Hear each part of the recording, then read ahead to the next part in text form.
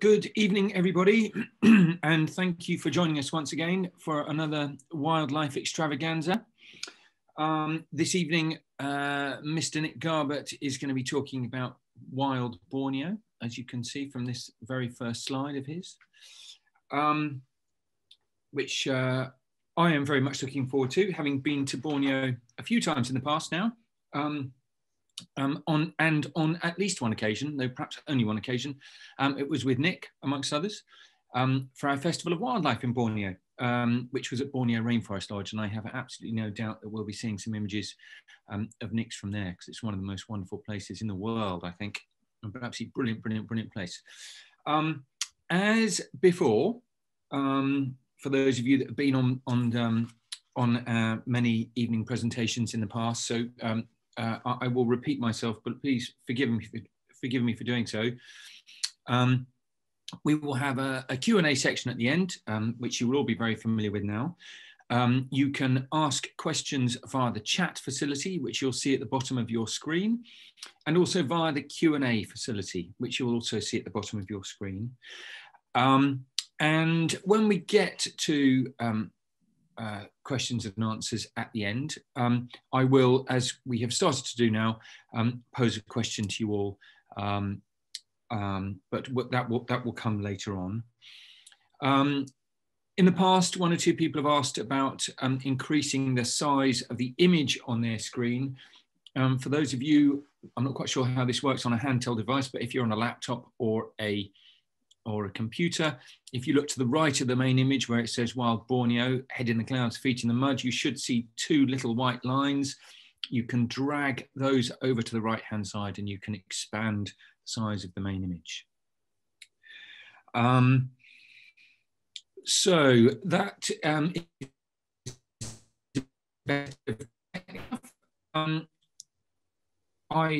I'm also just going to draw your attention, well, I'll do this again right at the end, but I'm going to draw your attention to the next three talks that we've got coming up, following Nick's talk this evening. The first one is being done by Dan, and that is tomorrow lunchtime. That's one of our in-depth talks on Borneo's rare mammals, or Borneo's rare mammals trip. So if you haven't had your Borneo fix tonight, or if you have had your Borneo fix tonight and you want another Borneo fix tomorrow lunchtime, tune in tomorrow at 1 o'clock for that.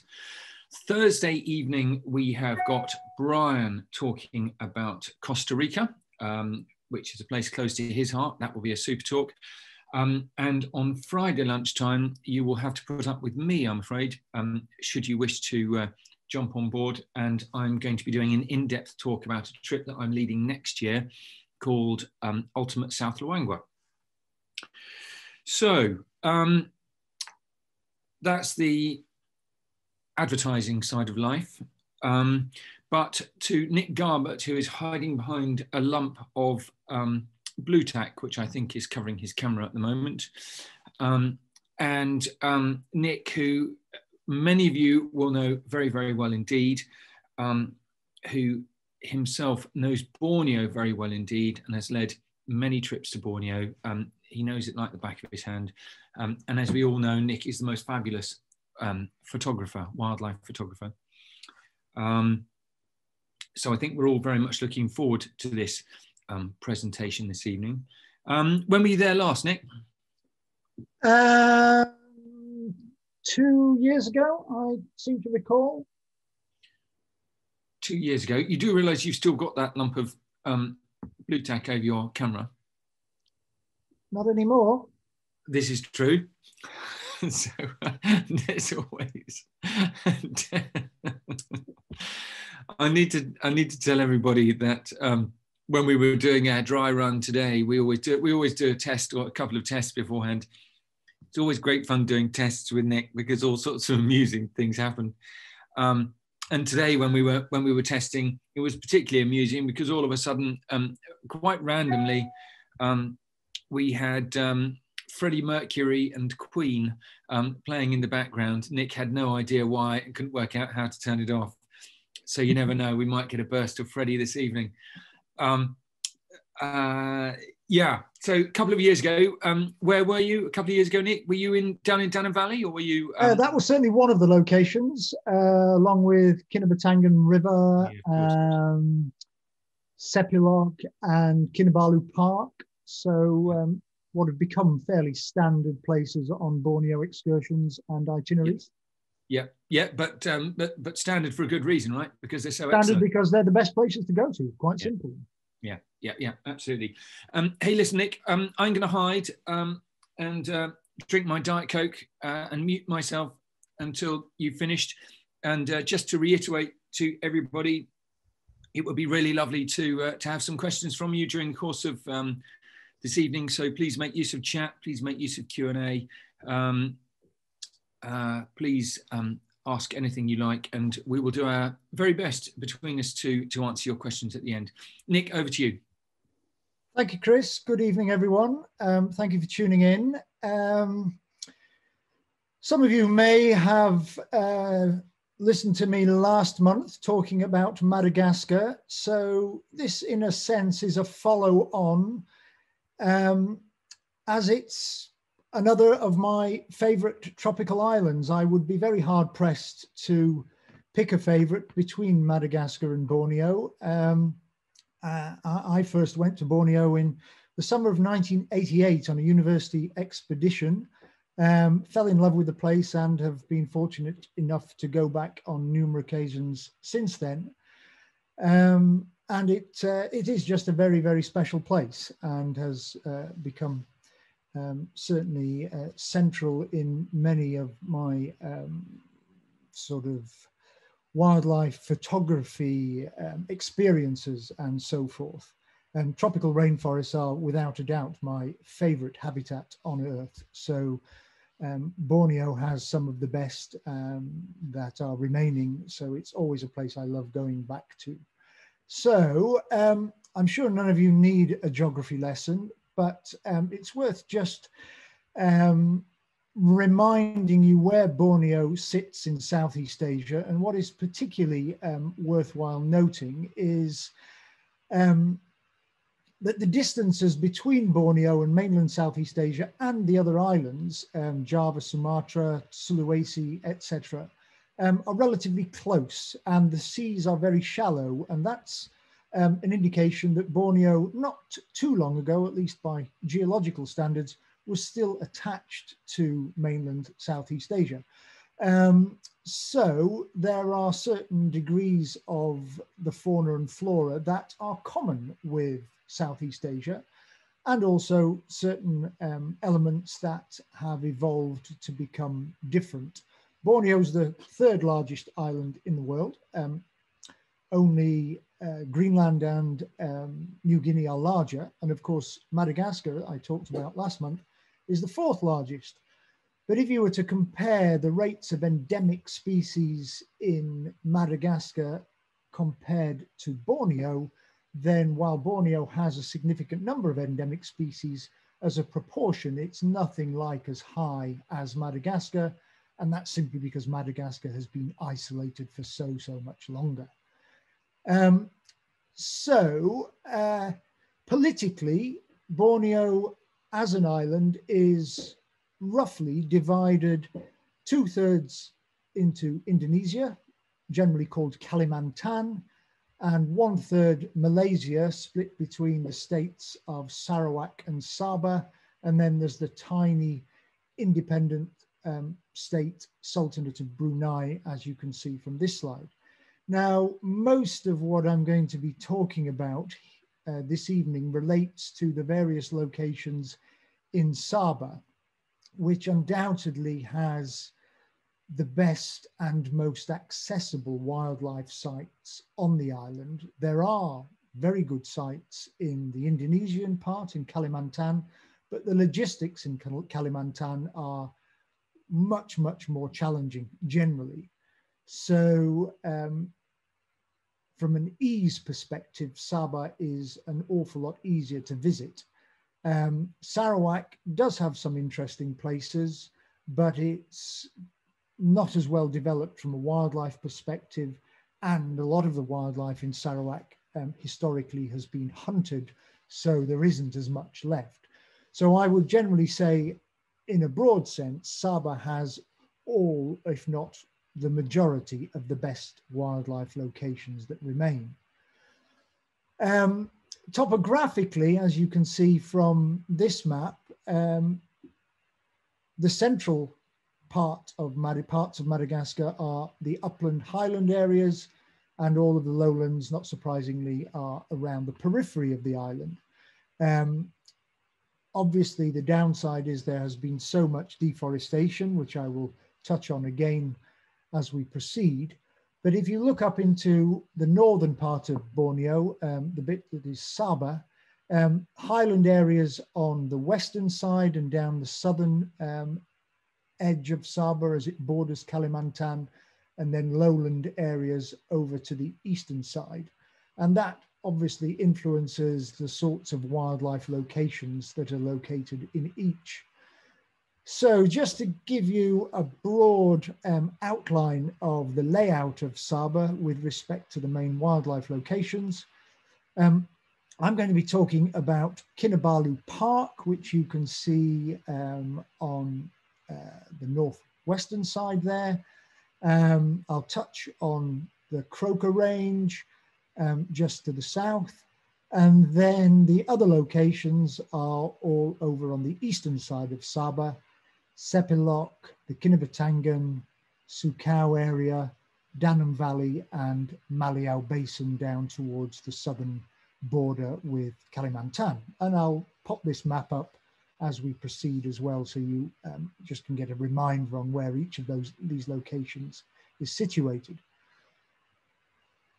So this is Mount Kinabalu, which effectively is an island within an island. It's so much higher than all the surrounding areas that it is a high elevation island surrounded by lowlands. And that has a very significant effect on the fauna and flora. The mountain itself is a giant granitic plug that is gradually being pushed through the Earth's crust and is rising by roughly 4 or 5 centimeters each year. Historically, this started, I think, something like 10 to 15 million years ago, when this mountain range first started to form and erupt from the Earth's crust. But it was glaciated as little time ago was about 8,000 years. So a lot of the rock formation show signs of glaciation. So all of the wildlife that has evolved and has colonized the mountain has all really happened within that last, largely within that the last 8,000 years as the ice cap has receded.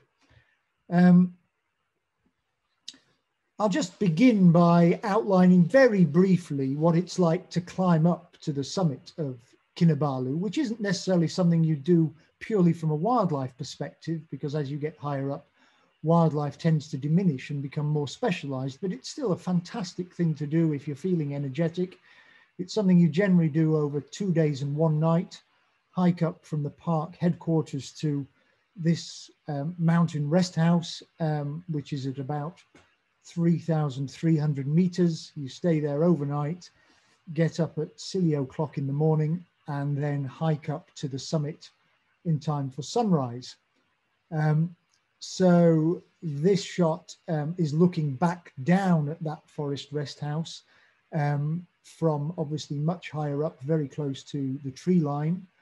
And then you proceed all the way up, up onto way beyond the vegetation zone here. So you're up onto bare rock above sort of 3,800 meters, and then gradually climb your way as the sun is coming up, all the way up past Lowe's Gully, which is an infamous place that the British Army got lost in, and there were fatalities in back in the 70s and 80s. Very, very remote part of the mountain. And all the way up to the summit. This is a shot taken from the very summit, Lowe's Peak at 4,095 meters. If you look very carefully in that pool of sun down on the bottom right-hand side of the picture, you can see one or two people still making their way up to the summit there. So I think this was the last time I went up to the summit, which I think is about 5 years ago now. And you're up there from roughly about 6:30 until 7:30 in the morning. And then you start making your way all the way back down to the park headquarters. So it's a very interesting thing to do. It's utterly spectacular, of course, being up on the mountain at sunrise. And I've been very lucky the 3 times I've done it to have clear mornings. So I've had wonderful views like these. Of course, if you get unlucky, you might just have cloud and see very little. But that's just the luck of the draw. From a wildlife perspective, Kinabalu is particularly noteworthy for a lot of the flora and smaller flora. Most of the park is at higher elevations, above 1,600 meters. All of the lowland forests around Kinabalu have sadly largely disappeared now.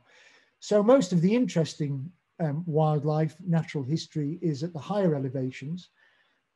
Pitcher plants are a particular feature of the higher elevations. Most of the diversity grows between 2,000 meters and about 3,300 meters.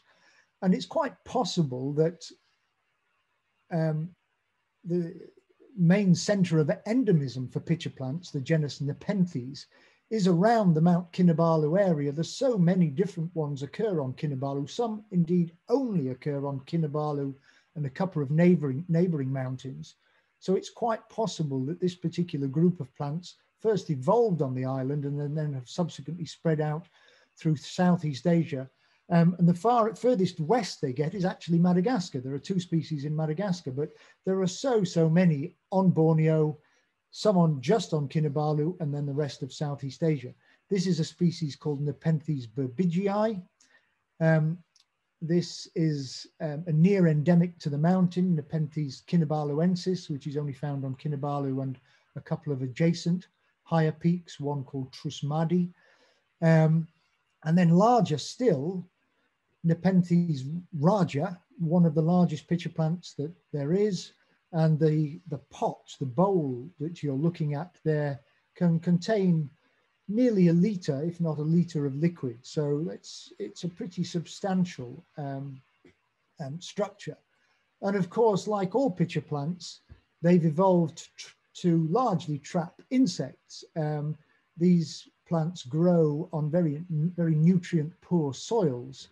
So in order to supplement their nutrition, they've evolved, like most insectivorous plants, to supplement their nutrition by catching insects. Pitcher plants do it by secreting sugary solutions under the rim of the bowl, of the pot. And then when insects get in, there are downward pointing hairs that kind of prevent the insects re-emerging. So gradually they slip further and further down until they drop into the liquid at the bottom, where they decompose, and then the plant absorbs all the nutrients that are produced as a consequence. However, it's not just insect matter that the larger pitcher plants, particularly Nepenthes raja, gain benefit from. It's relatively recently been discovered that there's a very tight relationship between this mountain tree shrew and the very large pitcher plants like Nepenthes raja, in that the tree shrews enter inside, shelter and feed on the secretions that the pitcher plants produce. And in return, effectively, the tree shrews defecate inside the pitcher plants, and the pitcher plants gain the nutrition from the feces and waste matter of the tree shrews. So it's not quite a full symbiotic relationship, but it's certainly mutually beneficial. So mountain tree shrews like this are one of the few mammals that you have a chance of seeing at the very high elevations, up around 3,000 meters, 2,500 meters upwards. Another one is the Bornean mountain ground squirrel. And these are small mammals that you have a very good chance of seeing because they come around some of the camps and indeed the forest rest house at the higher elevations, scavenge tidbits that trekkers leave behind. So they're not difficult animals to see, but obviously interesting because they're only found at these very high elevations. Kinabalu is also renowned for its orchids, one of the widest, most diverse plant groups on the planet. But Kinabalu is one of the centers of endemism, certainly for Southeast Asia. There's a huge variety of orchids, some of which are very special. A near local endemic, this is Rothschild's slipper orchid. And this is such a valuable plant on the black market because obviously there is a vibrant trade in orchids being kept, that the locations of this particular orchid on the mountain are kept as a closely guarded secret. I certainly don't know where any of them are in the wild. This one is growing near the park headquarters at a nursery there where they keep it behind chainmail fencing and under lock and key, but allow people to see it. But it's just kept very, very closely guarded because on the black market, these plants fetch well in excess of $10,000, would you believe? At these higher elevation forests, there are some very unusual insects as well. This, would you believe, is a beetle. It's called a trilobite beetle. And this is the female, which rather bizarrely never reaches adult form. It stays in the larval stage throughout its life. It reaches a length of something like anywhere between 40 and 80 millimeters.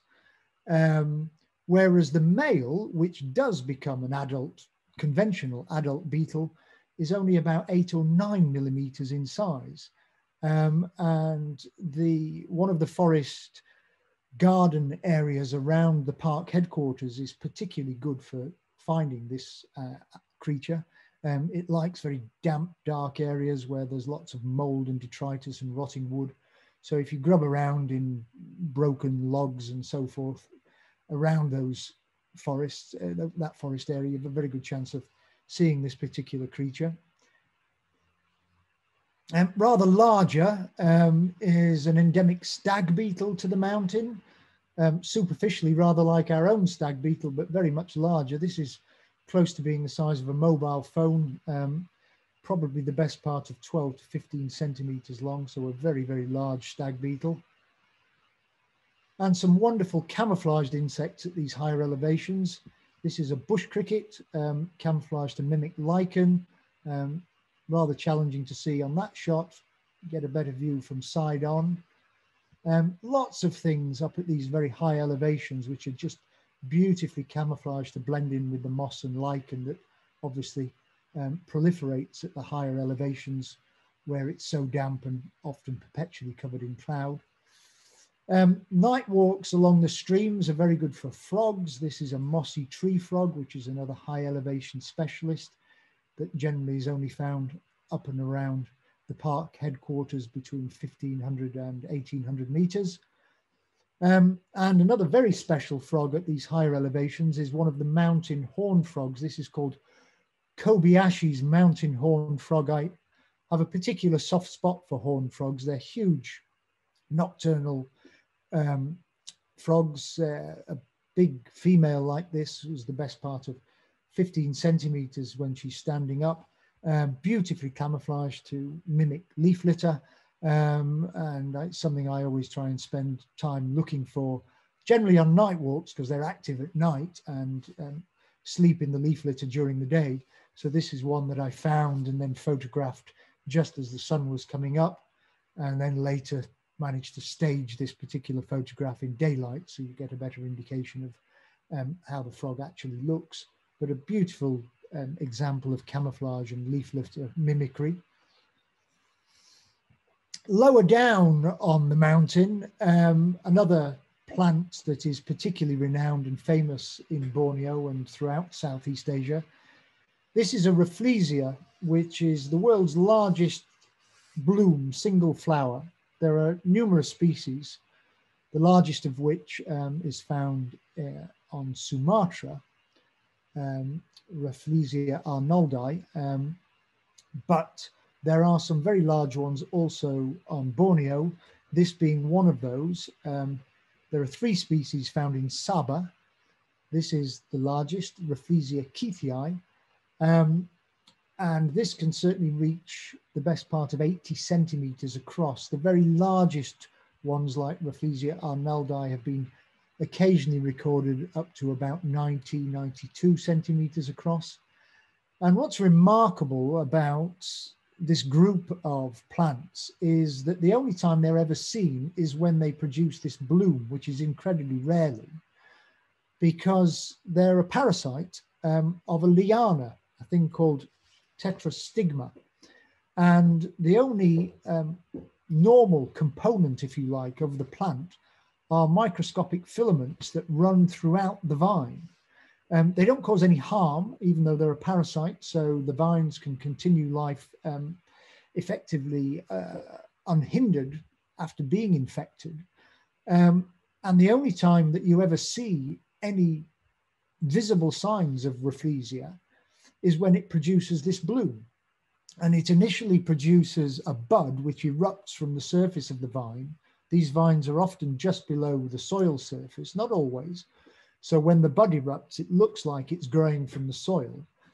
And the bud gradually grows into a ball the size of a grapefruit or a small tightly knit cabbage. And that can take anywhere between 12 and 15 months.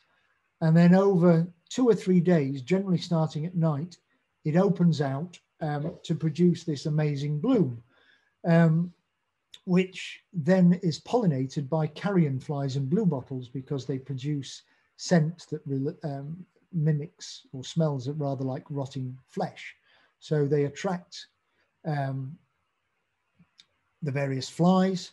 There are male and female flowers. So the flies obviously visit one flower after another. So obviously for pollination to occur, there has to be a male and female bloom in flower at the same time. And statistically, you kind of think, how often does that happen? But evidently it does. So down on the lower slopes, particularly in an area called Pouring Hot Springs, there are various places where these blooms can be seen. And it's just a question of potluck when you visit, whether one is out, and normally the people who own the land where they're blooming will put out a sign on the road saying there's a Rafflesia in bloom, and you go and pay a very modest fee and then get to see it. A little further south from Kinabalu, if you can remember back to the map, in the Croker range, there's a Rafflesia park where a different species can often be seen. This is Rafflesia pricei, which is much smaller, generally up to about 45, 50 centimeters across, but rather more spectacularly marked in some ways. And I was lucky, as you can see, on one occasion to visit when there were 2 blooms next to one another like this, which is a very rare occurrence indeed. So I've always been fascinated by Rafflesias just because they're so, so peculiar and utterly spectacular to see in photograph, of course. So we're now going to move across to the eastern side of Sabah and the Kinabatangan Sukau area that you can see on the map. The Kinabatangan is the longest river in Sabah, just over 480 kilometers in length, with its headwaters right in the center, somewhere south of Telupid. If you look on the map there, between Maliau Basin and Telupid is the source, and then it flows all the way out through the Kinabatangan Wildlife Sanctuary and out towards Sukau to the sea on the eastern side. And where it reaches the sea, mangroves occur, as they do around lots of the coastal regions in Borneo. And this particular ecosystem is particularly interesting in Borneo because it does harbor some unusual species. Lots of fiddler crabs you're likely to see at low tide, and mud skippers and so forth, fish, amphibious fish that come out of the water at low tide. Some of the bird life you're likely to see are things like white-bellied sea eagle, same genus as our own white-tailed sea eagle. This is found throughout Southeast Asia and also down into, I think, the northern parts of Australia as well. But also noteworthy, mangroves are one of the places you have a chance of seeing one of the endemic primates in Borneo, the proboscis monkey. It's not necessarily the best place to see them, certainly not the mangroves around the Kinabatangan, where you may see them, but they're not always easy. This particular shot was actually taken in a place called Bako National Park, which is in Sarawak, but the principle is the same. These are primates that are very much associated with rivers and mangroves and never occur very far from mangrove and riverine habitat.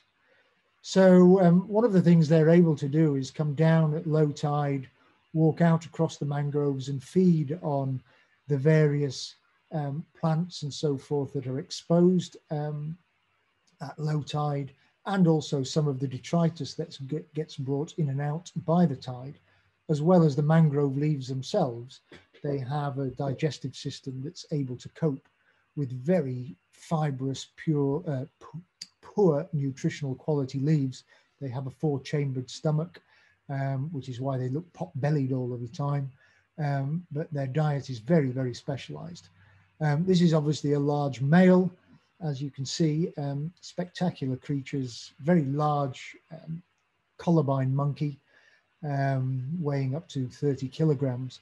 And while females do have enlarged noses, it's the male primarily that has the really big nose, which is probably a combination of sexual selection and being able to resonate a call. Females have a much more snubbed nose, turned up nose, which may also link with their ability to swim, because they're semi-aquatic. They're able to swim very well. They have actually their only primate that has semi-webbed feet, because they live in and around water all the time and do swim across rivers and across shallow lagoons and so forth.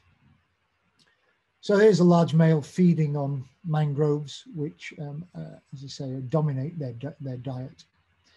If you move a little further upstream and inland from the mangroves at the estuary of Kinabatangan or elsewhere, you come into a habitat that's dominated by nipa palm, riverine habitat, which is quite low in diversity, but monkeys like proboscis monkeys and other species like long-tailed macaques will move in and out of this. And then a little further upstream, you get into genuine riverine habitat. And this is where the Kinabatangan Wildlife Sanctuary proper begins, which is one of the most spectacular parts of Sabah, and certainly one of the most diverse. The Kinabatangan at this point is a very wide, slow-flowing river with lots of bends and oxbow lakes that have formed. And the habitat along the edge of the river in particular is just so diverse and brimmed with wildlife. There are numerous lodges that you can stay at in the Sukau area and up and downstream of Sukau. My particular favorite is Abai Lodge, this lodge, which is much further downstream and then tends to be a little further away from most of the other lodges, so the river systems around there tend to be less crowded. Sukau itself does get quite busy, so while it still has a good diversity, it's not always easy to feel like you've got the place to yourself. Whereas if you visit Abai Lodge, it's much easier to get away from other people and have the feeling that you are seeing wildlife, if not on your own, but with far fewer people. And one of the beauties is that there are various side channels that lead into oxbow lakes and lagoons down near Abai Lodge. So you get a much more intimate feeling off the main river channel and exploring the forests either side that are encroaching in on the narrow streams. And these forests can be absolutely brimming with wildlife. Bird life, of course, is very much to the fore along the river edge. Species like stalk-billed kingfishers, and this is a rufous-backed kingfisher, a much smaller species, often quite difficult to see, but nonetheless relatively common. Another local specialty that you tend to find more often along rivers, they nest above rivers, generally speaking, is the black and red broadbill, a group of birds that are primarily found in Southeast Asia. And spectacular buffy fish owl. So these are all birds that you would generally find in riverine habitat close to the river's edge and have a good chance of seeing as you take boat trips up the main channel and along the narrow side channels. I'm sure if any of you who are listening have traveled with me before will know that one of my great passions are snakes, and riverine forests in Borneo are just fantastic places to find all manner of species of snake. This is a young reticulated python, and I always relish the chance to find and photograph these particular animals, all species of snakes. So here's a larger reticulated python, the longest snake in the world. If you count the longest records, you know, they can get up to 9 meters, but individuals of that length are incredibly rare now because of hunting, sadly. This particular snake in this shot was probably about 2.5 meters long. And as you can see, beautifully camouflaged when lying in leaf litter. The larger species, the larger individuals, sorry, tend to sleep in hollow logs and under rock, log piles, etc. So they're very difficult to find during the day. You tend to just find young individuals coiled up on branches during the day. If you go out at night with a torch, you have a chance of seeing larger individuals when they become active and start hunting. Some of the other species you could well encounter along the river's edge: a mangrove snake, a yellow-eyed cat snake, a yellow-ringed cat snake, I beg your pardon, very common in this sort of habitat, as is the keeled pit viper, beautiful snake, venomous snake, but generally relatively placid, but obviously not something that you would handle. So whenever I handle a snake like this, I do use a proper snake hook. And the beautifully camouflaged Bornean leaf-nosed viper, again, poisonous species, so something to be cautious around and only handle if you know what you're doing and with a snake hook. And Kinabalu is undoubtedly the best place, or one of the best places, to see Borneo's largest mammal, the Bornean pygmy elephant, which superficially looks just like other elephants in Southeast Asia and indeed Indian elephants, but it's a different subspecies and is noticeably smaller and has a longer tail. And these river edge habitats are ideal places to look for groups of these elephants. They tend to move over large areas, so move up and down the river. So again, it's potluck whether during the time you're in whichever place you are along the Kinabalu River, one of the herds is in the vicinity, because they move up and down river with great regularity. But depending on which lodge you're staying at, you have the ability to certainly move up or downstream 20, 30 kilometers. If the bush telegraph tells you there are elephants up or downstream, you should have the ability to go on a day trip to see them.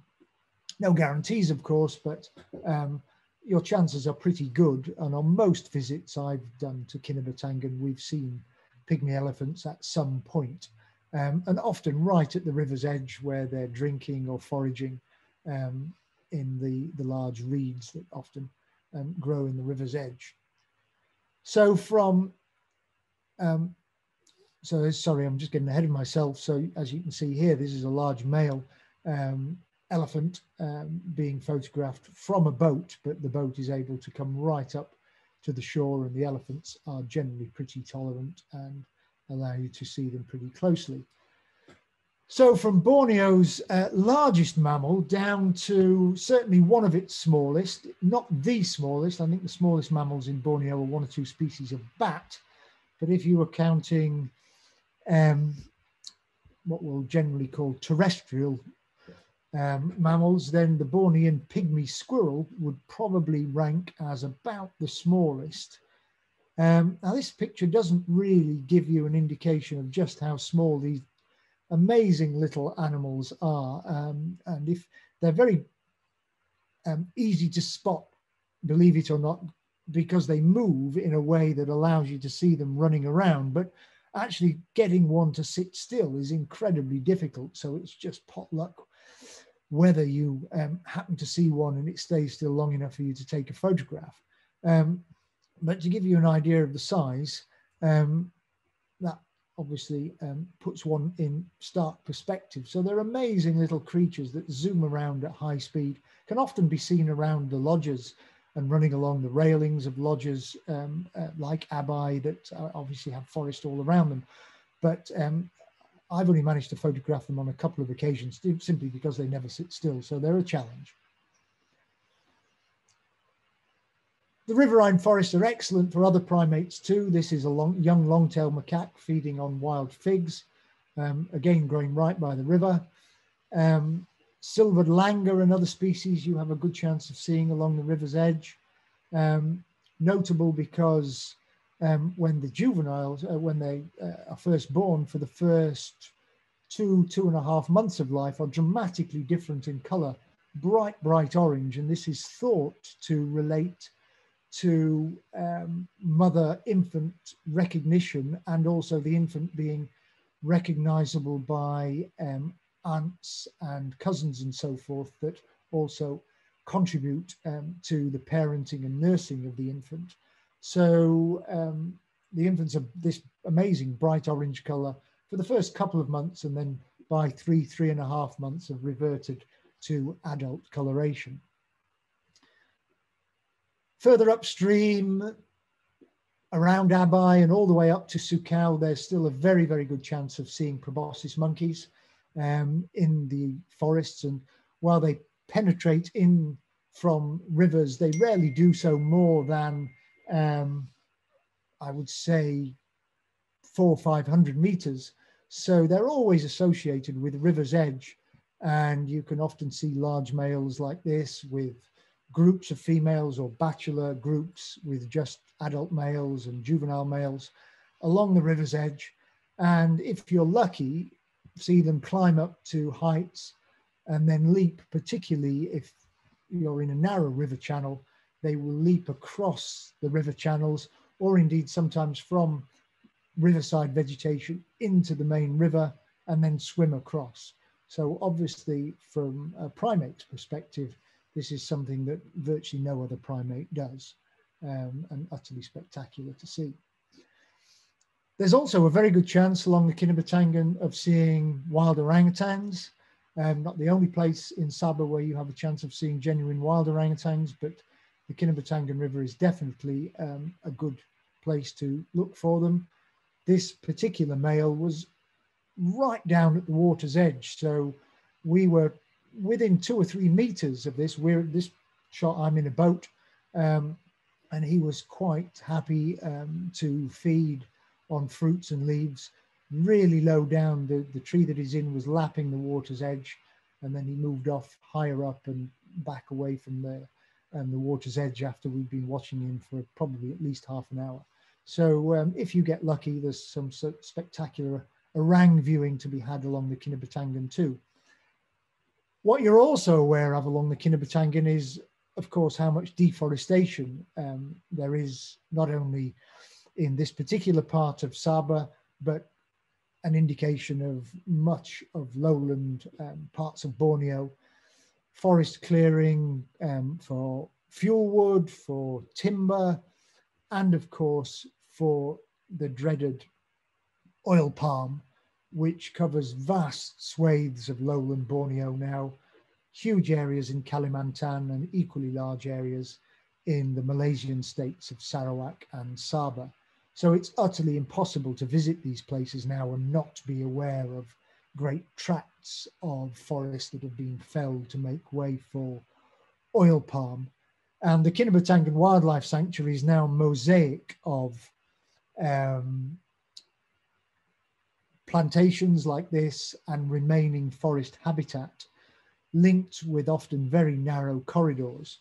And one of the main conservation initiatives is to firstly maintain the existing corridors and also try and now re-establish corridors of native habitat to link back up patches of forest that have become isolated. So it's an ongoing process to try and reduce further forest destruction and bring back areas of forest to allow the linking of isolated patches of habitat. And of course, there have already been casualties. There are sadly no longer any Sumatran rhinos left on Borneo. When I first visited Borneo back in '88, there certainly were in various places. The Kinabatangan Wildlife Sanctuary was certainly one place. Danam Valley, that I'm going to talk about shortly, was another. And Tabin Reserve, also in Sabah, had what were probably the last remaining populations of wild Sumatran elephant, got it right, Nick, wild Sumatran rhinoceroses. But they've probably disappeared within the last 10 years, primarily hunting for their horn, but obviously deforestation has contributed as well. So this particular shot was taken at a sanctuary in Sumatra itself, but sadly no longer is it possible to see these spectacular animals in Borneo. But to link in with the reforestation and forest corridor initiatives, there are also initiatives to keep habitat linked for primates. And one of the things that you will undoubtedly see in certain parts of the Kinabatangan are these primate walkways that are constructed across some of the narrower streams and waterways to allow primates other than proboscis monkeys, primates that can't swim or are reluctant to swim, to easily move across between forest patches that are separated by narrow strips of water. And these are obviously used by macaques, like these long-tailed macaques, and these are pig-tailed macaques, but also long-tailed macaques, and even langurs, and even orangutans will use them now as well. So these are walkways that have been built within the last 15 years, constructed within the last 15 years, and gradually the primates in the area gradually get used to using them. If you go out at night in some of the riverine habitat along the Kinabatangan, if you get lucky, you can also see spectacular displays of fireflies, which are often associated with riverine and mangrove habitat. But along the Kinabatangan, the displays can be quite spectacular. And there's some wonderful frogs to see. This is one of a variety of flying or gliding frogs in Borneo. This is a harlequin gliding frog. And if you get really lucky, there are some amazing mammals that you may have a chance of seeing. This is a leopard cat, which I was lucky enough to see on a night spotting excursion around one of the lodges. And if you get really lucky along some of the narrow water channels along the Kinabatangan, you might see a flat-headed cat, which is virtually impossible to see anywhere else. The Kinabatangan is, I think, about the only place you have a realistic chance of seeing this particular species. Not far away from the Kinabatangan River itself, but within the broader confines of the Kinabatangan Wildlife Sanctuary, are Gamantong caves. Now, large cave systems are very much a feature of Borneo. In other parts of Borneo, in Sarawak, there are some incredibly large cave systems, Nia caves and Mulu caves in particular, the largest cave systems in the world. But in Sabah, Gamantong are the most renowned, and visits to Gamantong are generally factored into most itineraries, and it's well worth it. It's not necessarily everyone's cup of tea because these are very smelly places, stinky ammonia smell because of all of the guano from bats and cave swiftlets, but they're fascinating places and full of all sorts of amazing invertebrates. And not only invertebrates, but other things that come to feed on the invertebrates, occasionally even things like this grey-tailed, red-tailed racer snake that comes in to feed on fallen bats and fallen swiftlets. But primarily it's about invertebrates and the animals that use the caves on a daily basis to sleep and to nest.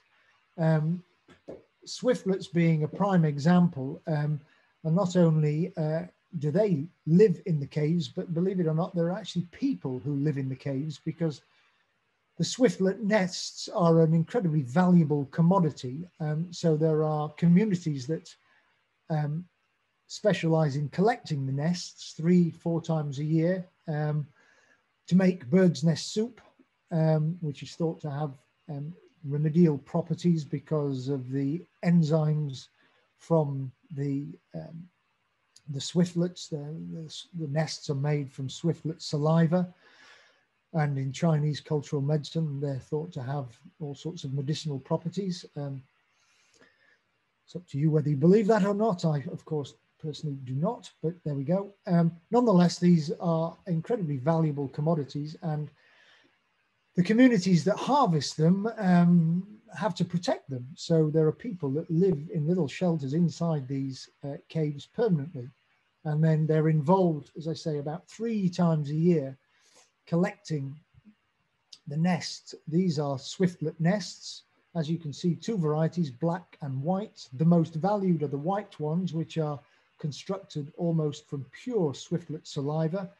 The particular species that called the white cave swiftlet makes that, and then the black cave swiftlet makes the other nest, which, as you can see, is much darker in color and is a combination of saliva and matted feathers and so forth.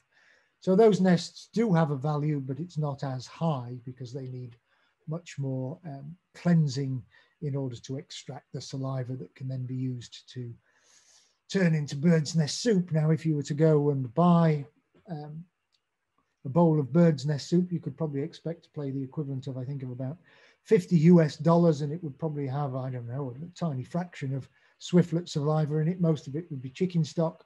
So it's up to you whether you believe it'll have any effect on you or not, but you can guess that I don't particularly think there's much in it. But as it's such a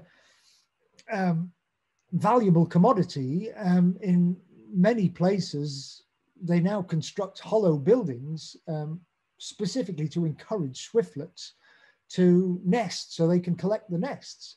So these buildings here are effectively artificial caves, and swiftlets use those, and then the nests are collected again 3 times a year. And they're collected very much at specific times after fledglings have fledged. So obviously the collection of the nest isn't impacting on swiftlet breeding, because obviously that would be counterproductive to the operation. So we're going to move on now from the Kinabatangan area, and I'm just going to mention briefly Sepilok, which is often a hub that is used to access Kinabatangan in the first place, and is well worth visiting simply because of 1 or 2 of the facilities that are at Sepilok. There is a large reserve there, and of course, famously, there's an orangutan rehabilitation centre, which is worth visiting. It's very touristy, and there's no point in hiding that fact. But there is a large reserve adjacent to it, which has a pretty extensive tract of native forest. The orangutan tourist visit is, as I say, quite commercial and very touristy, but it's worth it to see and learn about orangutan rehabilitation. And you'll see other wildlife while you're there. And it gives you a chance to get some really close encounters, if you're lucky, with habituated orangutans, and your chance of getting nice close-up shots, which of course, if luck's not with you, you may not be able to achieve in some of the wild locations. Adjacent to the Orang Rehabilitation Centre, there's also the Bornean Sun Bear Centre, which again is a rehab facility. It's actually converted from what used to be the rhino rehab facility. When I first visited the area, there were 2 captive Sumatran rhinos, sadly now dead, and that facility has been converted for bears that are confiscated from being kept in horrific conditions illegally as pets. So they're very traumatized, sadly, these animals. But when they come to the centre, they're looked after, they're nursed back to health, and then they're allowed to roam in pretty large forested enclosures and just given a much better quality of life. And there are various viewing platforms and walkways around these enclosures that allow you to see the bears moving around in these semi-natural circumstances. Your chances of seeing a sun bear in a genuine wild situation are negligible to zero. I've never seen one. I know a guide at Borneo Rainforest Lodge in Danam Valley who's been there 25 years and has yet to see one. One or two of the other guides have seen them there, but your chances of seeing one are very, very slim. So it's well worth paying a visit to the Borneo Sun Bear Rehab Centre just to see these bears, the smallest bears in the world, and a chance of not only seeing them, but getting some worthwhile images as well. So I think it's definitely worth a visit. And along with that, it's also worth visiting a kilometre or so down the road, the Rainforest Discovery Centre, which has this fantastic canopy walkway, which is well worth going to at first light to see primates of various varieties, also wonderful bird watching. And you can visit the centre after dark as well to do nocturnal walks and have a chance of seeing frogs and maybe, if you get lucky, slow lorises and tarsiers and so forth, which I'll mention later in the talk. But all in all, while Sepilok is undoubtedly quite touristy and commercial, it's worth spending perhaps a couple of nights there on any trip, so you can visit the Orang Centre, the Bear Centre, and the Rainforest Centre to get a full appreciation of what's on offer and have a chance of seeing various species that you may not encounter in the wild. I'm now going to mention an amazing place that I've had the fortune to visit 3 times, a place called Maliau Basin, which, as you can see on the map there, is down towards the southern boundary, southern border of Sabah with Kalimantan. Often called Sabah's lost world, Maliau is a bit like the Ngorongoro crater. It's not a crater in the sense that the Ngorongoro is a caldera. It's not a caldera, but it's broadly similar in that it's like a giant bowl, 25 kilometers across, but covered in rainforest of various types. And the rims, which are much higher in elevation, are a different type of forest, heath forest. But this is a really remote area that's very challenging to get into. Facilities are pretty basic, and a standard visit here involves a week-long trek around various field camps in doing a circuit around and then back out, driving into the start point and then walking each day sequentially from one camp to another, and having provisions taken by porters to your next camp, so they're waiting for you. And when I've done it over the course of a week, we've stayed either 1 or 2 nights in various camps to get a full appreciation. But it's just the most spectacular place, obviously a little more remote to be included on most itineraries, but worth a mention here because it is just such a beautiful, spectacular and largely untouched area. Wonderful streams and waterways flowing from the edges of the bowl down into the center, lined with these wonderful plants, and then lots of fantastic streams and so forth that originate in upland forest that is dominated by heathland. Most of the leaves from the plants that are very, very high and rich in tannins, which stain the waters of these streams like tea, like colored tea. So they generally run with a rich sort of brown color and give a very distinctive feel to the waterfalls and streams of Maliau Basin. And because there are lots of bedding planes of harder rock, a lot of the streams flow sequentially over various rock steps like this. So you get multi-tiered waterfalls in all sorts of places, which are just sensational. One of the visits I've done to Maliau was with my mate's partner in crime for many of the photographic trips that I do, Alex Hyde. Some of you may have tuned into Alex talking last week. Alex and I work very closely together on a number of trips, particularly to rainforest regions. I'll mention some of them later. We do a whole series of rainforest photography workshops, Borneo being one of the locations. And Alex and I were fortunate enough to visit Maliau a few years ago. I think, memory serves me, 6-7 years ago, can't quite remember, but probably 2013-14, I think. And we spent a week in Maliau trekking around with a couple of guides and had the most amazing time. One of, again, the specialties of the upland forests where nutrients are quite deficient are pitcher plants, but very different species to ones you might see or would have seen in Kinabalu. This is a forest floor species that grows in tight clusters. It's called Nepenthes ampullaria. And this is an aerial picture of a species called Nepenthes reinwaldtiana. Again, beautifully delicate species that grow in these upland heathland forests that are really mossy and encrusted, festooned with mosses and lichens and so forth, very damp, spongy underfoot. Larger species, spectacular ones like Nepenthes stenophila, these beautiful furled neck shawl-like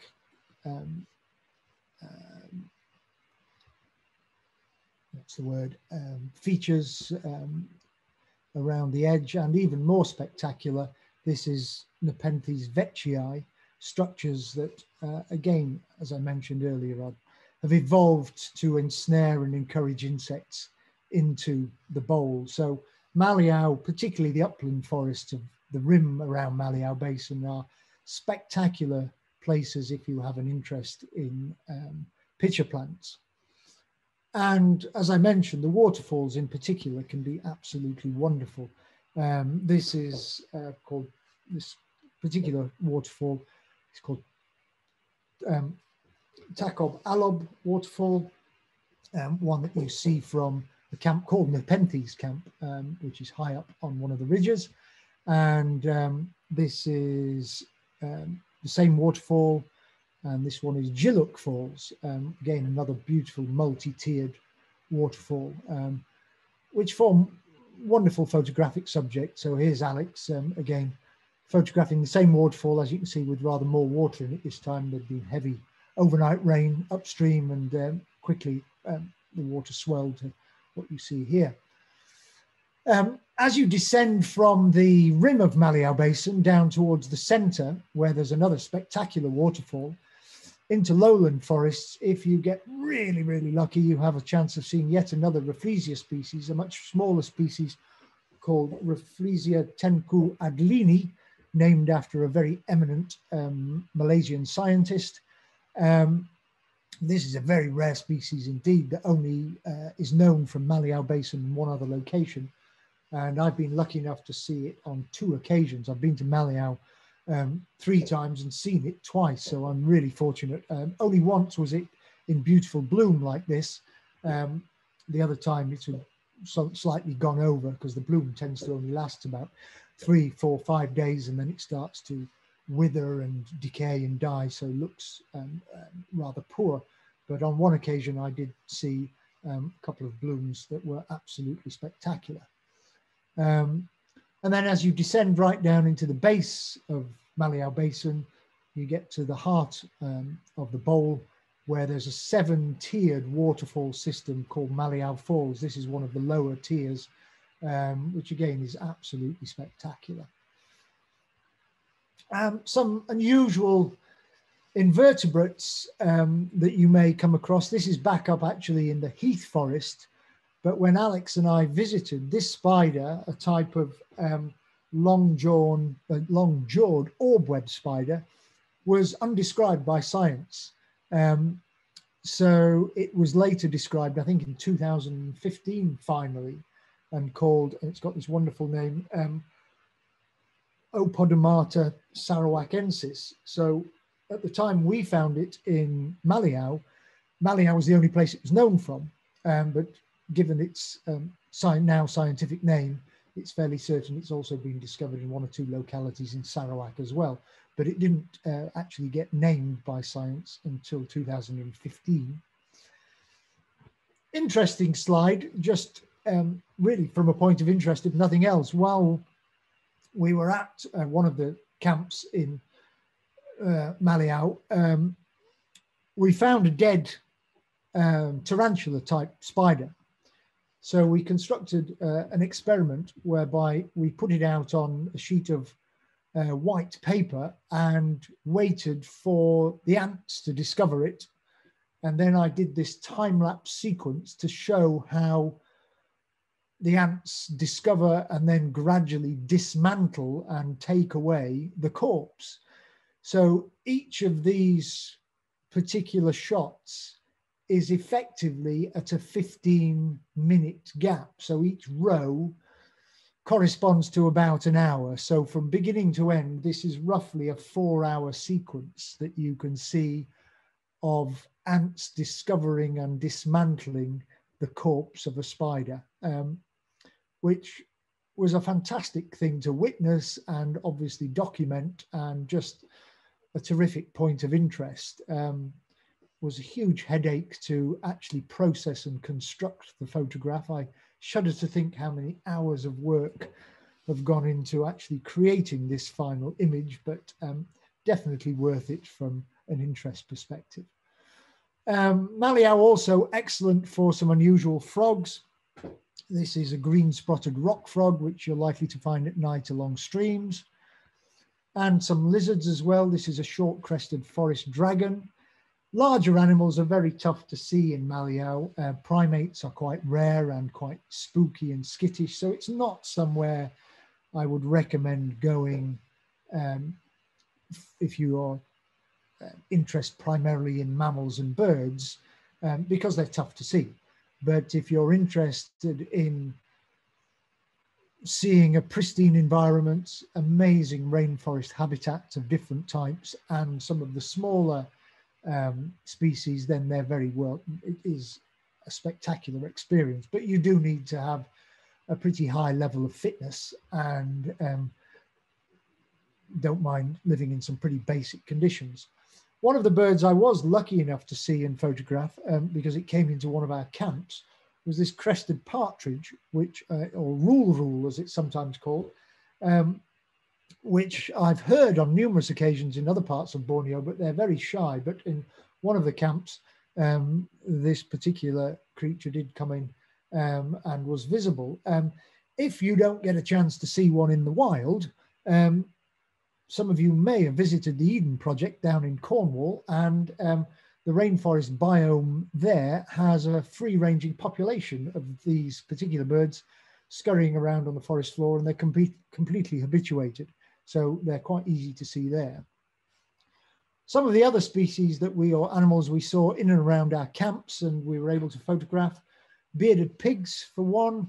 Again, not an animal that you have a chance of seeing during the day because they're primarily nocturnal, often shy because they're still hunted, but around forest camps they often come in to scavenge. So this shot was taken with a staged setup with various flash guns, as was this shot of a beautiful Malay civet that came in to scavenge around a camp, and we baited a particular area, set up flash guns, and then waited for it to allow us to get shots like this. So I'm finally going to move on to what is undoubtedly my favorite part of Sabah, Danum Valley. Chris mentioned it earlier. Probably one of my favorite places on the planet, and certainly my favorite patch of tropical rainforest on the planet. Absolutely stunningly spectacular. I think a site like this is one of the most heartwarming and emotional sights there is to see in the natural world. Dawn over the canopy of a tropical rainforest with mists hanging and the dawn chorus, birds calling, and the cacophony of sound. It's just something that grabs me like few other places.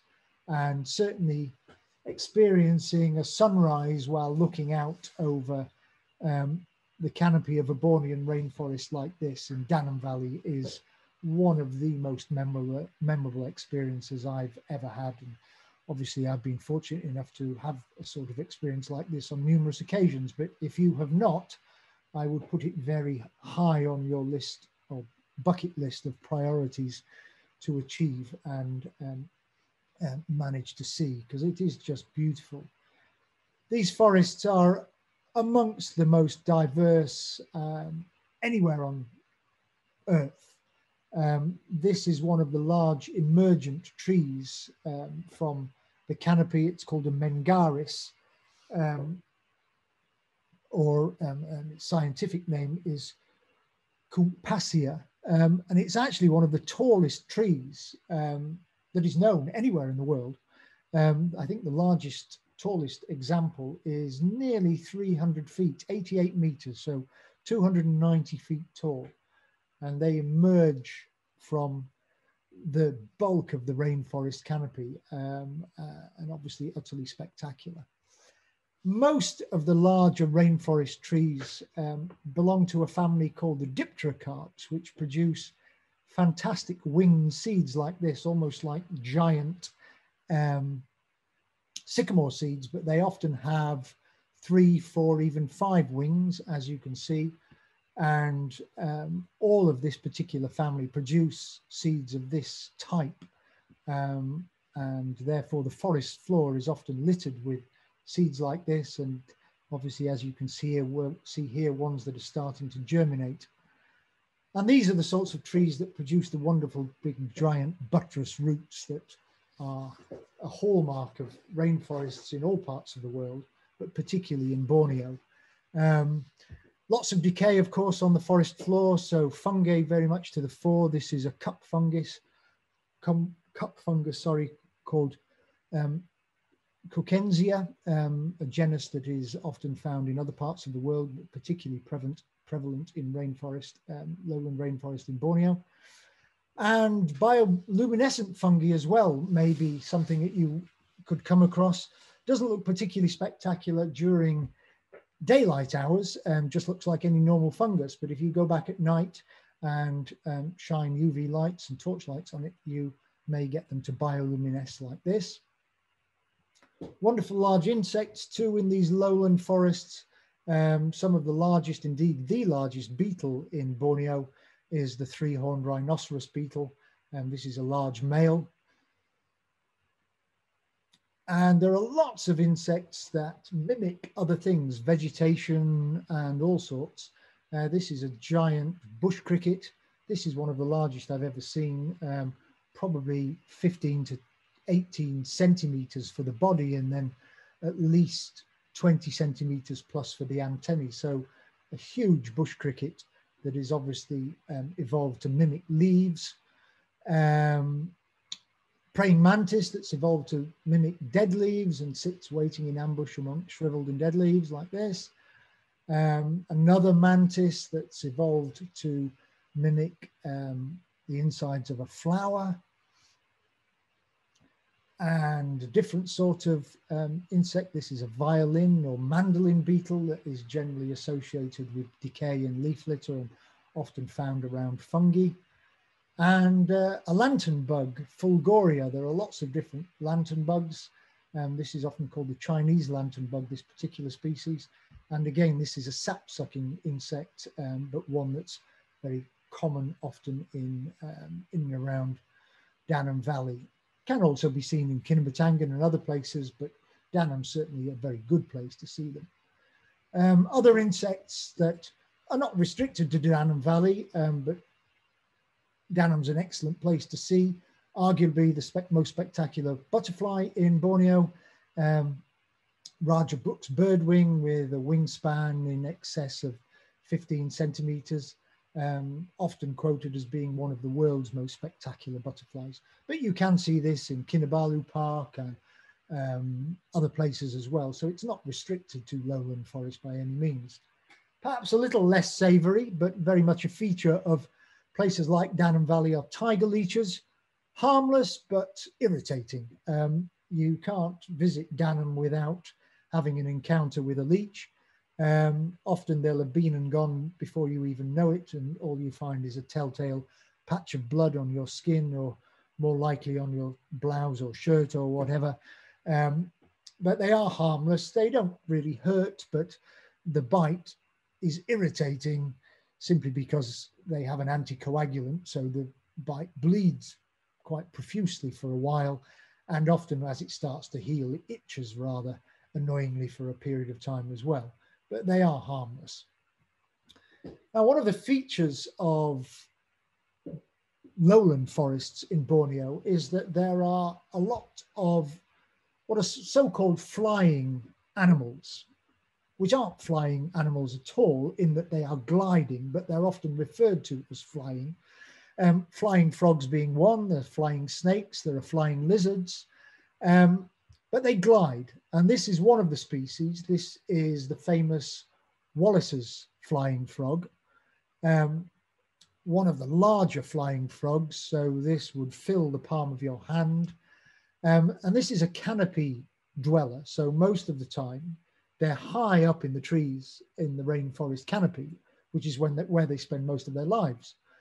But then after heavy rain, where temporary pools form on the ground, they actually come down to breed, and they use these amazingly enlarged feet with the giant webbing like little parachutes. So they leap from the canopy and glide down like this, all the way to the forest floor.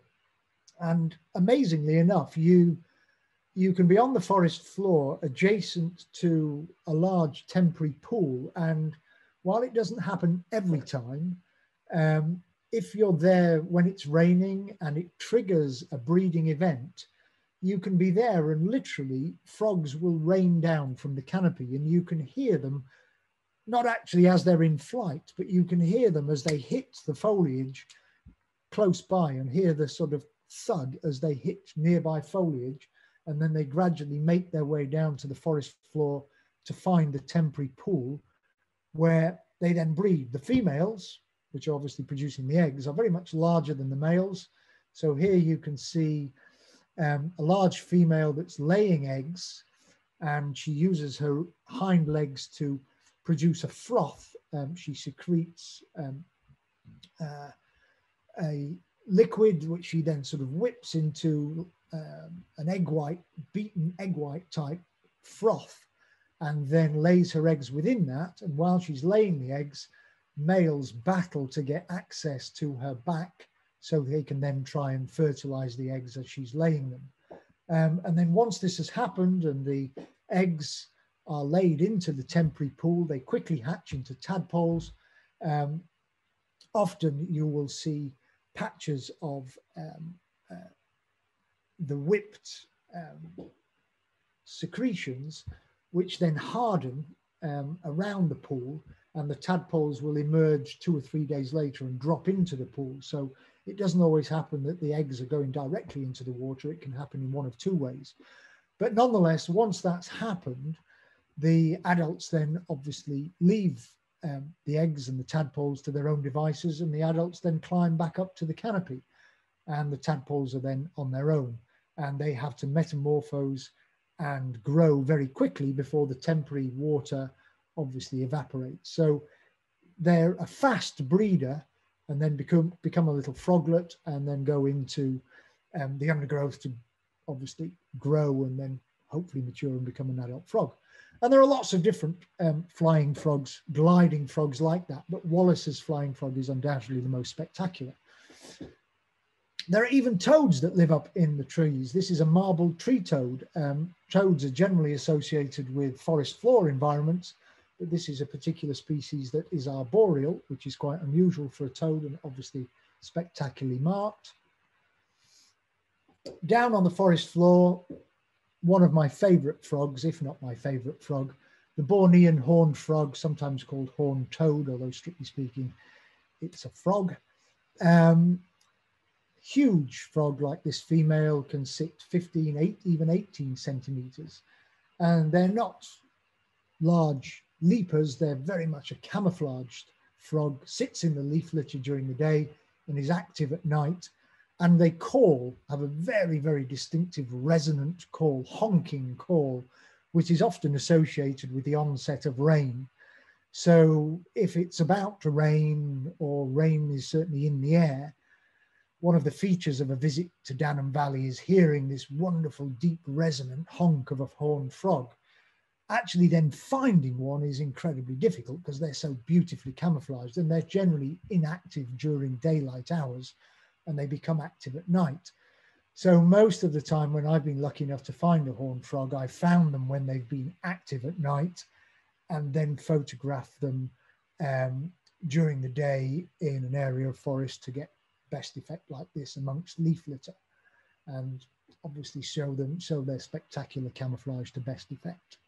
But during the day, normally a frog like this would be buried underneath the leaf litter or in a recess under a fallen log or something like that. But you certainly hear them during the day, particularly in advance of oncoming rain. Bird life, of course, is spectacular in Danham Valley. One of the great features of Danham are the huge hornbills that you have a chance of seeing, several species. There are 8 species of hornbill in Borneo.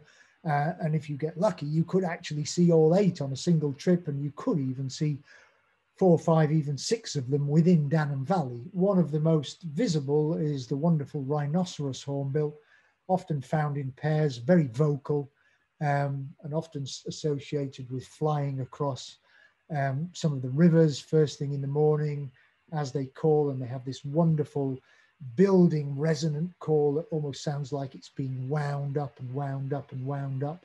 But very much a feature of any visit to Danham Valley, and the great whoosh of the wings as they fly over. Not only are rhino hornbills prevalent, if you get lucky, there are helmeted hornbills, wreathed hornbills, wrinkled hornbills, several other species as well. So it's a real epicenter for hornbills. Down on the forest floor, some other spectacular birds you may get lucky enough to see. This is a crested fireback, and even more spectacular, the great argus, a type of pheasants, or a large male like this is well over 1 meter in length.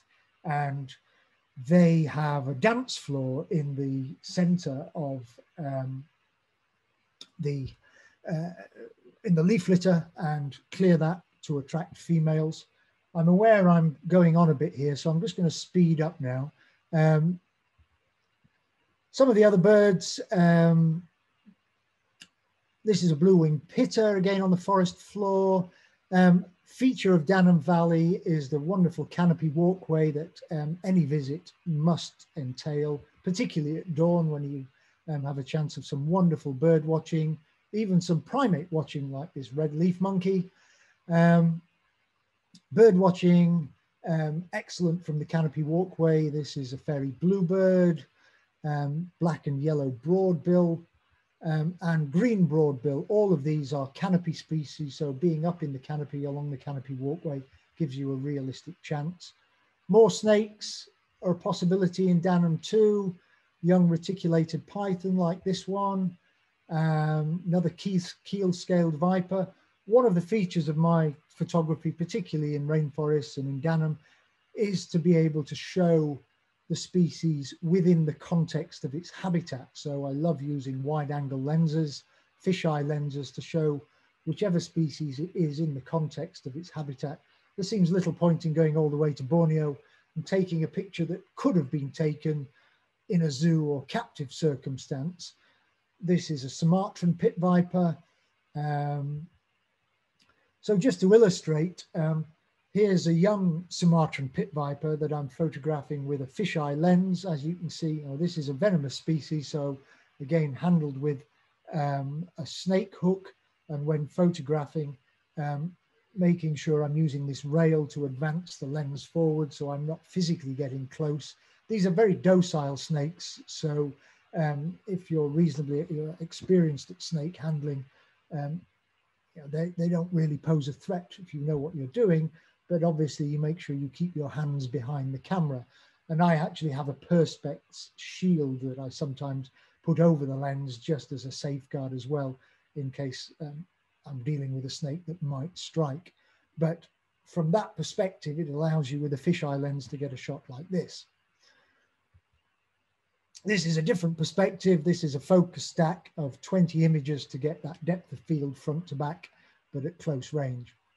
So this is Borneo Rainforest Lodge. I say one of my favorite places to stay anywhere in the world, and just the most wonderful base to have to explore the areas. And the beauty of this place is that virtually everything that Danam Valley has to offer can be seen within a matter of 100 yards, 200 yards if you're lucky, of the lodge. You can go off on longer walks, but there is so much can be seen in and around the lodge if luck is with you, whether it be long-crested forest dragons. This was being photographed literally right outside the lodge.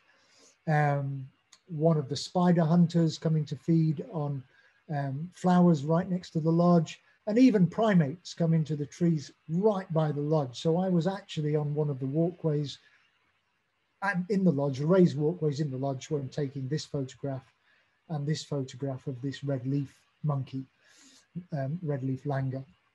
Similarly, gibbons, if you get lucky, you'll hear gibbons when in Danam Valley, but occasionally they will come into trees very close to the lodge too. And wild orangutans, there's an excellent chance of seeing wild orangs in Danam. So in and around the lodge and further afield, there are long-term studies of the orangs in the area, so most of them are now well-known. Individuals are well-known and habituated. Nighttime too, nocturnal walks are wonderful. Dusk, a good chance of seeing giant flying squirrels. Another gliding mammal, this one is a kalugu, nocturnal and feeds on sap and gum. This is one in Danam that's sleeping during the day. And on night walks, one or two primates that you might have a chance of seeing, a slow loris, and indeed a western tarsier if you're lucky as well. And again, these are shots that are taken within less than a couple of 100 meters of the lodge. You've got to be lucky, go out on night walks regularly. I would certainly suggest if you go to Danam Valley, your absolute minimum stay is 4 nights. When I go on photo workshops, we spend 7 nights there because it's that good. And even some of the invertebrates that you often find at night. This is obviously during the day, but in a hollow log, a giant rainforest scorpion. But if you illuminate this with UV light, you suddenly get a much better appreciation of what it's like. All scorpions glow like this under UV light. So I'll just finish off with a real oddity, just to illustrate the peculiarity of lowland rainforest, why I love it so much. I normally pose this in talks as a quiz. What on earth do you think this is? Obviously, I can't do this under Zoom conditions, but this, would you believe, is actually a type of spider. During the day, it is concealed like this under leaves, mimicking a leaf and shoot. It's called an elephant spider. And then at night, it weaves an orb web and looks like this. And then just before dawn, it re-ingests its entire web and goes back to looking like a leaf again. So I'll finish off there.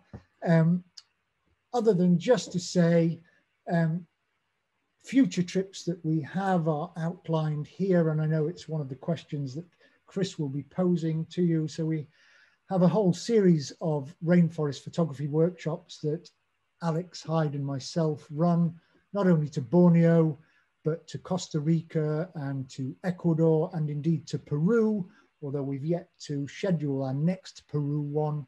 And Alex and I will also be doing a photography workshop this summer at the AGAS Centre up near Inverness in Scotland in late June.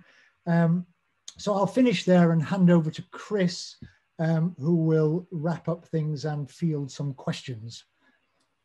Hey, Nick, thank you very, very much. Sorry I had to rush so much at the end, but I was aware of the time.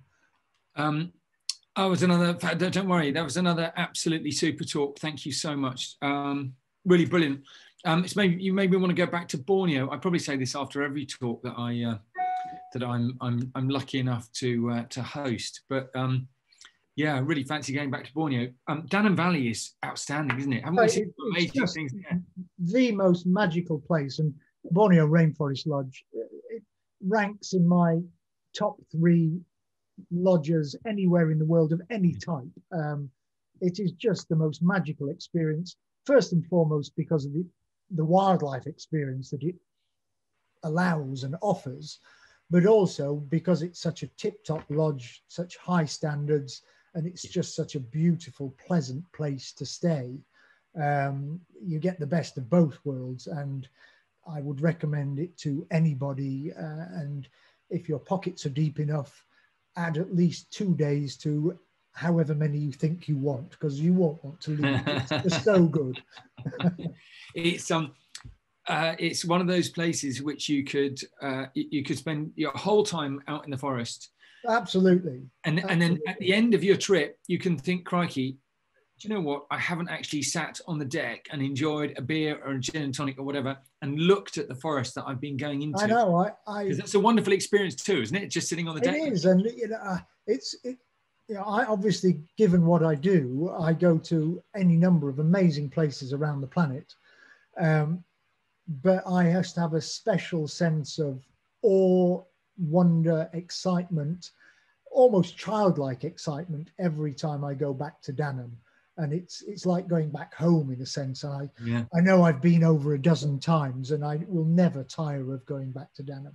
No, well, I've been 2 or 3 times at least. But likewise, I would have absolutely no qualms about going back again, assuming we're allowed to get on a plane, that is. But no doubt that's coming. Indeed. Hey, Nick, no, that was absolutely brilliant. Just worth mentioning to the people that we've got on board. Still, of which there are many, incidentally, that the trips that we've got, that we've posed the question to you about, are our group tours that relate to Borneo and the photographic workshop. But we are very capable, and indeed do it regularly, putting together tailor-made itineraries to Borneo. So please feel free to ask us to adapt, change, vary. We can tailor pretty much anything in Borneo as well. Nick, I am just, well, so we've got a few questions. I'm a little bit conscious of time, but we've got a few questions which I'd love to ask. But before I do so, I am just also going to mention Sepalok, which you, of course, quite rightly mentioned, and reiterate what you said, which is that I actually think Sepalok is an amazing place. It is very touristy, but I've been there a number of times. You've been there many more times than me. And actually, if you go in the morning, it's needless to say, madly busy. But in the afternoon, more often than not, it's very quiet.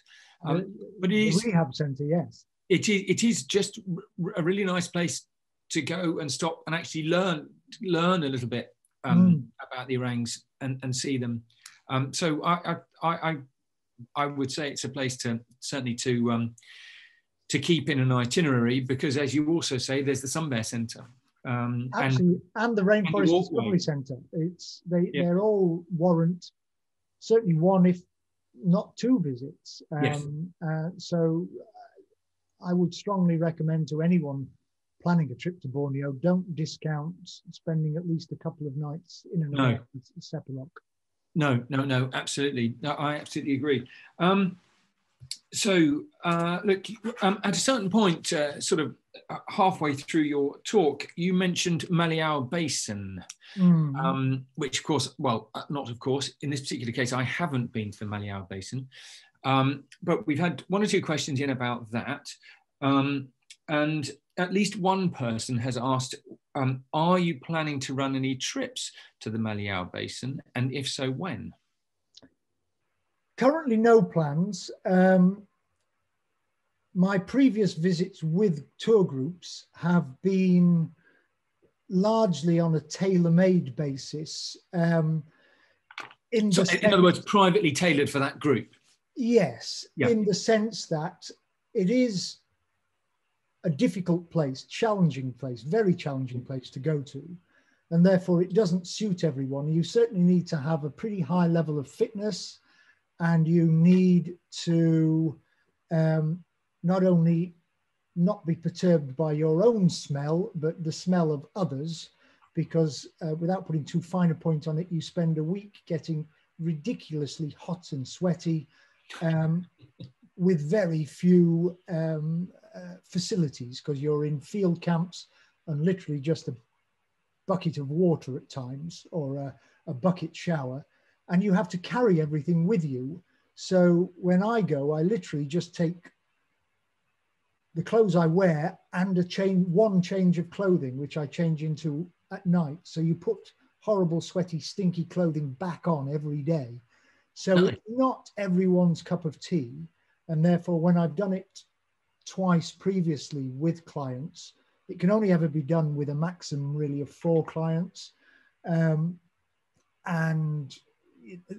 those clients have either picked themselves, or I've picked them and suggested it because I've known that it was the sort of experience they would relish. That said, if anyone is interested, of course, we will field and look into possibilities. It is something that can be done as a tailor-made option through the agents we use in Borneo as well. But if you wanted a specific photography option, it's something we could certainly look at, but it would certainly have to be at some point 2 or 3 years into the future at least, because A, of the planning, and B, we haven't got any spare slots. And obviously most of the time you would do it as an optional add-on to a regular trip to Borneo. Yeah. Though, as you say, it could be done on a tailor-made basis. It could be done on a tailor-made basis. Cool. Thank you very much for that. Probably not something to promote in one of the honeymoon magazines then. I suspect not, no. Well, you could promote it as a honeymoon destination followed quickly by a divorce destination.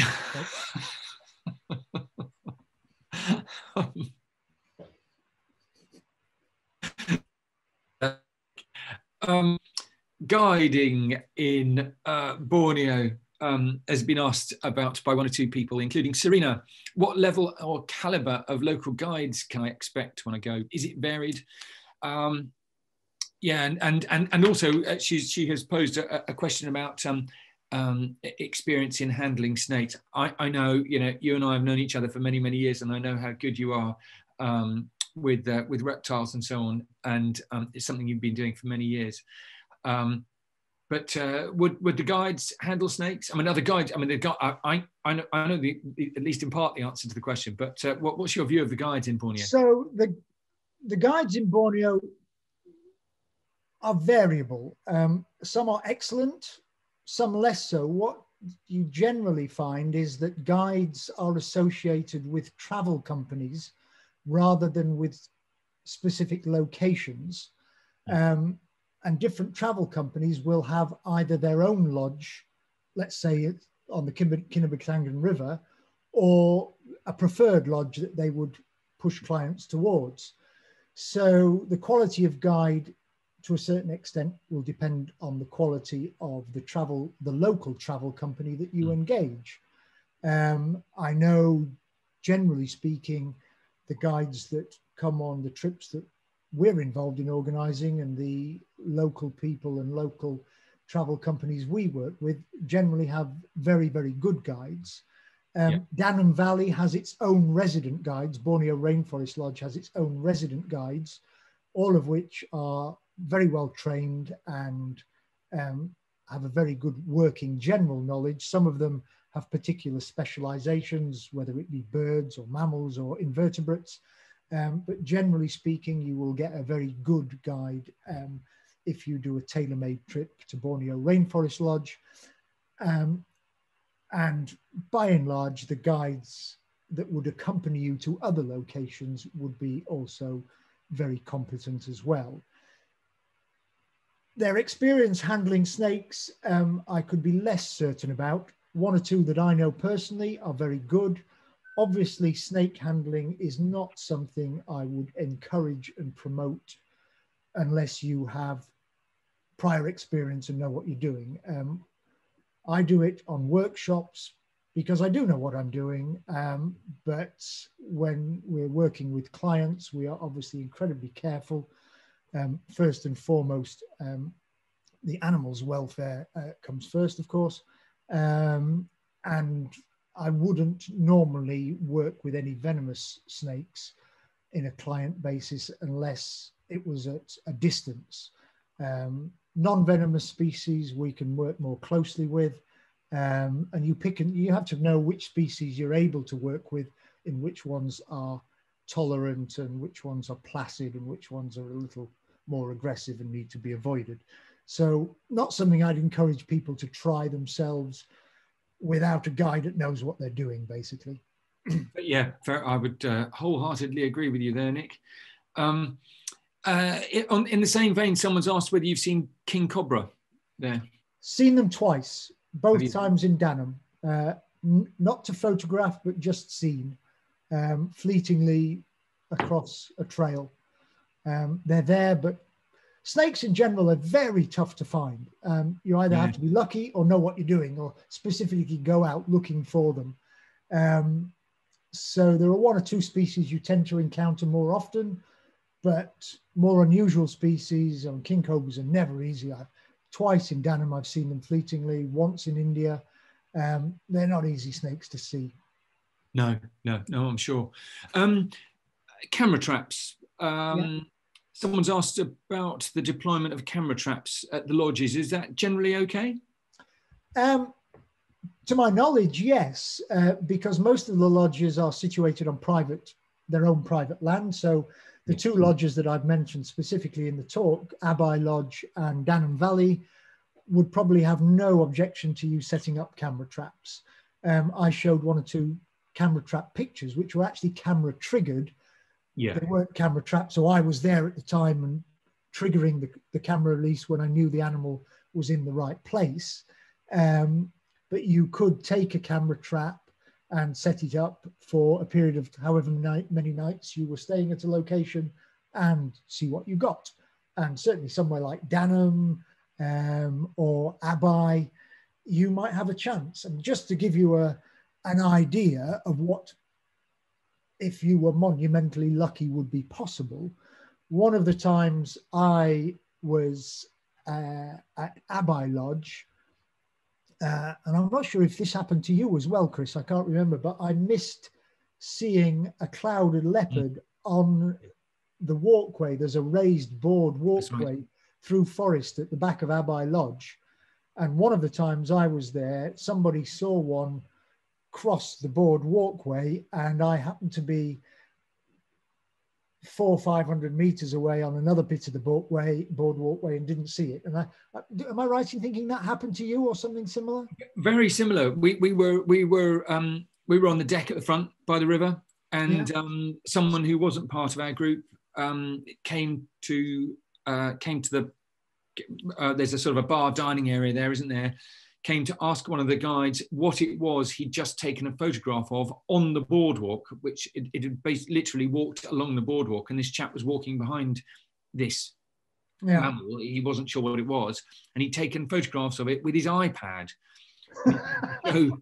He showed the guide what it was, and of course there was complete meltdown, because in actual fact what he just photographed on the boardwalk at about 11:30 in the morning or something, broad daylight, just before lunch, was a clouded leopard. Extraordinary. Extraordinary, absolutely. The thing wasn't there when I went to find it, I tell you. Well, I've never seen one at Abai. I've seen them fleetingly in Danham. They are seen with increasing regularity in Danham. I do know a guy that he's an American chap, but he lives in Sabah, so he goes to Danham he runs a travel company out there, so he's in Danham on a regular basis, and he has some amazing pictures. He actually saw one. He didn't see the kill, but he saw one on a red leaf langur carcass that he just missed actually seeing the kill, because the monkeys were all going quite literally bananas, and he went to look at the commotion and found a clouded leopard who had just killed one. Good grief! Yeah. How amazing! That is amazing. So look, a couple of other photography related questions. One, I'm going to give you a couple of them. One was were the flying frog shots set up with flash, and two, how do you photograph fireflies? You need to be relatively brief in your answer, matey. Okay, so yes, the flying frogs are photographed with flash with triggers. I assume we're talking about the ones in flight. Yes. There was also one shot of one sort of posed that was actually on a pane of glass, and I photographed it through the pane of glass. So I got it to land on a pane of glass, and then photographed it from the reverse side of the pane of glass. Yeah. Wow, brilliant. And the firefly picture is a long exposure, so on a tripod. So I was out of the boat on the shoreline, and then doing a long exposure, 15-20 second exposure with a relatively high ISO, and then tweaking the parameters in Lightroom afterwards to maximize what you could see. Both cracking shots, as they all were, Nick. And we've had some lovely comments. Thank you, Nick. Your photographs are spectacular. Magnificent photos. Your enthusiasm is palpable, and thanks for another amazing talk. Just a quick advertisement to those that remain on board. Tomorrow, Dan is talking about Borneo's rare mammals trip, where there really is a good possibility of seeing clouded leopard in a reserve called Daramakot. Thursday, that's lunchtime. Thursday evening, Brian is talking about Costa Rica, and Friday lunchtime, I'll be talking about our ultimate South Luangwa trip. Nick, thank you so much. It's always super. Thanks. That was absolutely brilliant. Thank you very much, everybody, for everyone. And we'll see you all again soon.